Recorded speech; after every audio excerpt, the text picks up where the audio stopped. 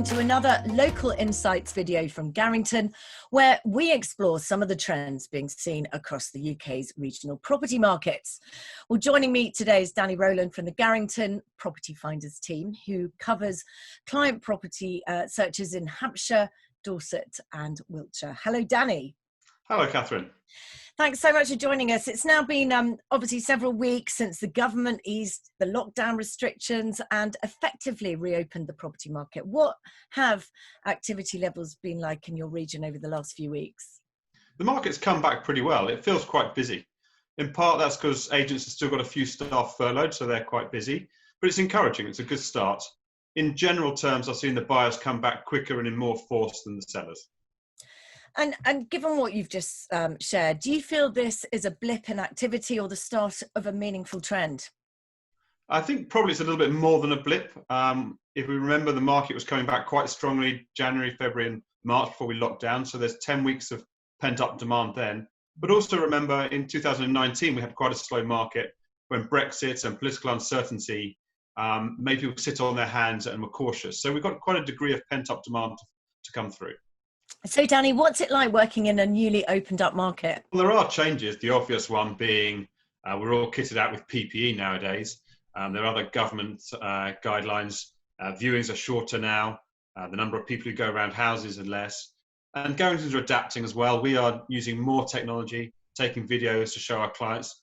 Generally, the industry is trying to limit the amount of viewings and the amount of unnecessary traffic through people's houses. And clearly you're in touch with sales agents daily. What are sellers' expectations on prices currently? They're kind of expecting the market to carry on from pre-lockdown levels. And by and large, that's what's happening. I think buyers out there who are expecting big discounts are, on the whole, being disappointed. I mean, anecdotally, I've heard of 2 properties this week that have multiple offers and have gone under offer above asking price. So there is signs of demand out there for sure. Sure. I was just saying to someone earlier that in Marlow, there was a place that went up for seal bids and amazing. Literally so many people going to view it.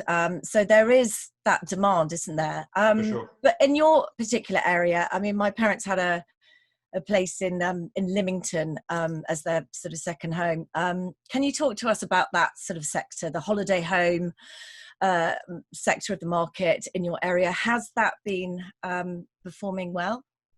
Yeah, I mean, I think the lockdown's given people time to consider their lifestyles, their priorities and what they want to do.